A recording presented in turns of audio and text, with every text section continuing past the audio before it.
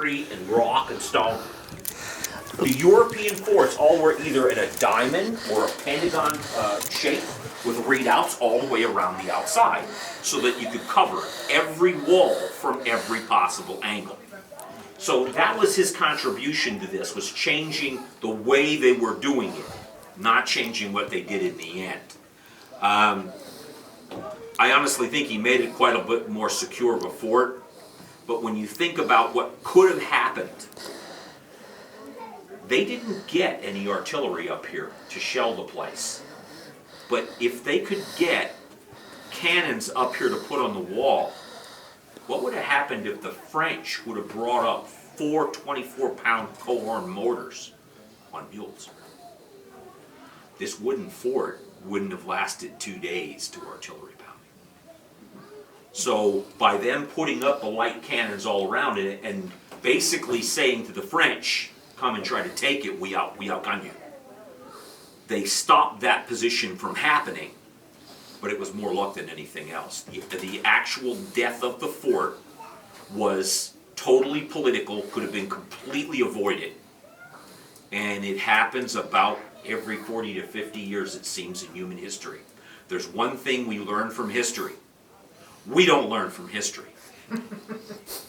If you look at the militia groups that were brought together for the French and Indian War, I am wearing the uniform of the 55th Regiment of Foot.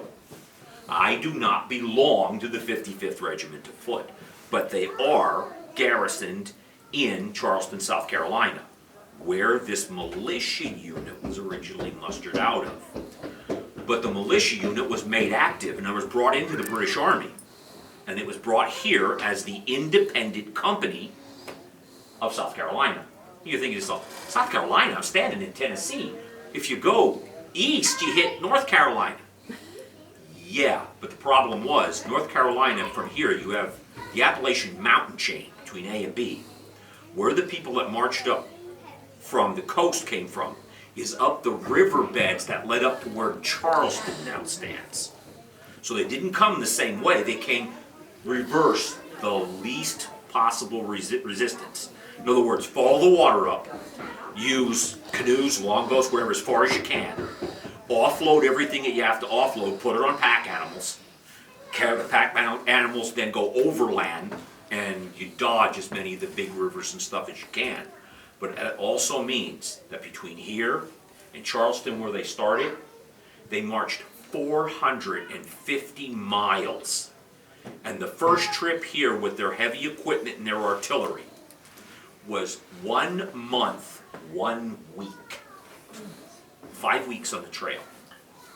When you look at the history, you'll see the infantrymen that were here, while a lot of them wore long ponytails and stuff in the back, they were told they had to have them cut off.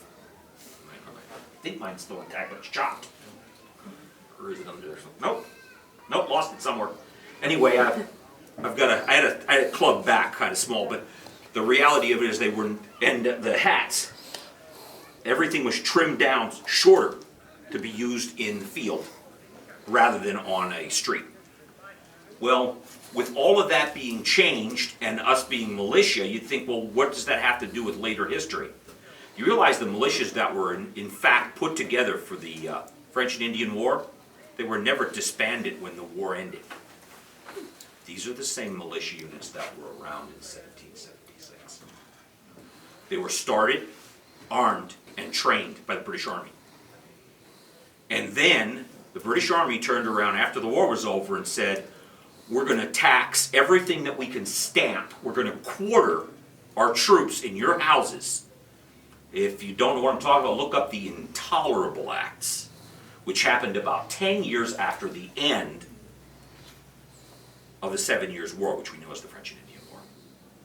Now, when you hear about the shot heard around the world, those militiamen were already armed and trained, and they were probably a generation, the children of the people that fought in the French and Indian War.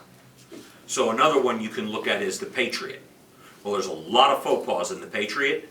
the fact that he was the father of one of the revolutionaries, Mel Gibson, that is that would have been about right. The age difference is about there. And he would have fought with and knew how to fight against the British troops.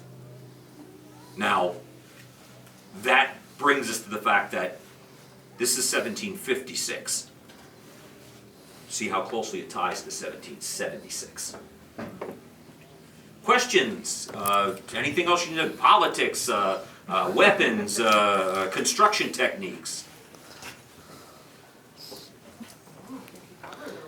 Yeah, no, very nice, thank you. Quite welcome.